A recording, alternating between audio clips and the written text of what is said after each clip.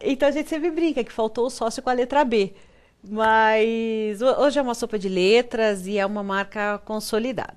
Então, continuando um pouco essa trajetória, né, de 1976, quando meu pai abriu a LVBA. E ele tinha um perfil muito determinado. Além de uma característica muito humana mesmo, né? Era uma coisa muito forte nele. Aprendi muito com o teu pai, né? Teu pai foi um dos que trouxeram o Centro de Valorização da Vida. Ele tinha um trabalho todo espiritualizado, dedicava terça-feira à tarde, né, para uma clínica em São José dos Campos. Exatamente. Conta um pouquinho sobre isso, Gi. Então, isso que é muito legal, porque hoje a gente fala tanto em responsabilidade social, em voluntariado, é uma coisa que está incorporada na sociedade. Mas naquela época não era assim, e muito pelo contrário, era até uma coisa vista com olhos meio pejorativos. Essa questão de ser voluntário, de se dedicar a um trabalho, não era uma coisa muito bem-vinda, nem muito trivial e nem muito bem vista. E meu pai sempre teve essa preocupação social, né? Então, ele pertenceu ao grupo que fundou o CVV, o Centro de Valorização na Vida aqui no Brasil, que é um centro de prevenção de suicídio. Então, ele sempre se dedicou a isso, cuidava da comunicação interna, da comunicação externa, fazia publicações, e isso sempre, a vida toda. E o CVV decidiu, uma época, construir uma clínica de repouso, um hospital psiquiátrico em São José dos Campos, a Clínica de Repouso Francisca Júlia. E ele foi um dos grandes defensores e que brigou muito para que essa clínica virasse realidade. Então ele trabalhava como voluntário na clínica e também buscando recursos.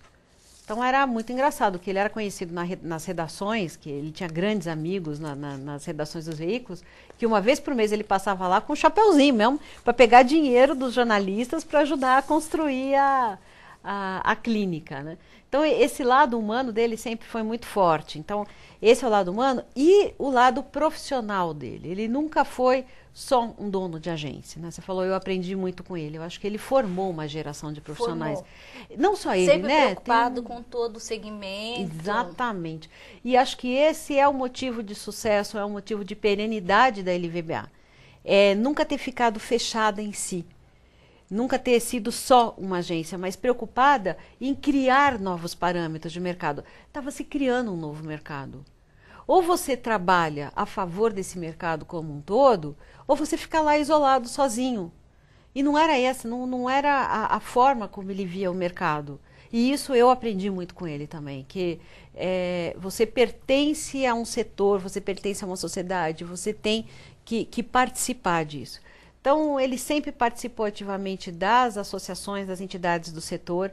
Em 1983... criou a ABERP. A ABERP, que foi a primeira Associação Brasileira das Empresas de Relações Públicas. Foi a primeira entidade que reuniu agências de RP. Para quê? Para criar boas práticas, novas práticas, boas práticas concorrenciais. Então, criar uma nova consciência de mercado. Trabalhar em conjunto, na época era diferente a assessoria de imprensa e RP, então tinha a Associação das Agências de Assessoria de Imprensa, a ANESSE. Então, trabalharam juntos, fundaram juntos o Sindicato das Agências de Comunicação, para também ser um sindicato patronal. Então, sempre teve esse trabalho setorial muito forte. E uma presença em universidades também, fazendo palestras, dando cursos. Uma coisa também interessante era o casamento que ele conseguia fazer, que hoje é uma coisa que para a gente é muito normal, mas na época existia um conflito muito grande entre RP, IPP, e jornalismo. Tá? Muito. E ele trabalhava na Associação Paulista de Propaganda, na APP, uma época que ele até presidiu. A LVBA fez o primeiro prêmio Caboré. Exatamente, com o Meio Mensagem, o Salles foi. Isso, com o Meio Mensagem. A gente fez o lançamento do Prêmio Caboré. Então, essa forma de encarar o mercado, de encarar a atividade, sempre foi uma característica muito forte dele. E não é só dele, não, que hoje de manhã, procurando as fotos que você pediu para eu trazer, eu vi que ele tinha uma grande companheira nessa batalha, né? Eu não posso esquecer. A grande Vera Jangrande.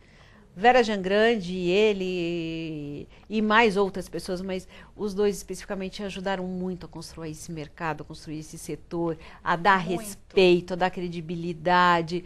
E era um trabalho de formiguinhas que eles faziam. Vamos falar um pouquinho desses momentos maravilhosos? Então, esse é o primeiro momento, essa foto.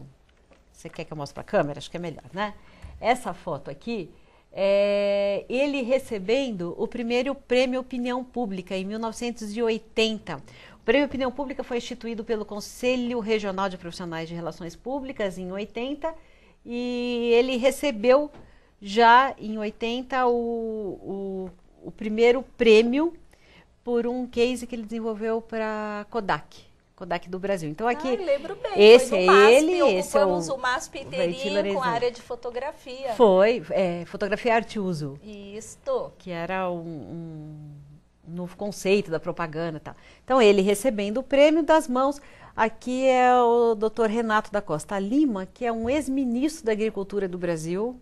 Isso tem história. Cliente da LVBA. E foi cliente da LVBA que ele implantou o macro atacadista aqui no Brasil. Então ele que entregou o prêmio. Aí outro momento aqui que eu achei interessante já é a dupla, Valentim Lorenzetti e Vera Jangrande. E aqui ela entregando o prêmio para ele em 1983. E esse foi um prêmio especial. Foi o prêmio quando o Conselho Regional de Profissionais de Relações Públicas premiou pelo lançamento da ABERP. Essa aqui é de fevereiro de 89, quando ele assumiu o Conselho Federal de Relações Públicas. Ele assumiu a presidência e aqui, de novo, a Vera Jangrande, aqui ao lado dele, que é quem estava saindo da presidência e passando a presidência para ele. E essa foi a última função pública dele. Ele assumiu em fevereiro de 89 e em agosto de 90 ele veio a falecer muito rapidamente, vítima de um câncer muito rápido, muito fulminante. Pois é, hoje são dois monstros da área de relações públicas, a Vera e o Valentim, deixaram duas um vácuo. referências até hoje. Duas referências no mercado deixaram um vácuo. A gente vai fazer um intervalinho e voltamos já no segundo bloco com a LVBA 35 anos. Fique com a gente.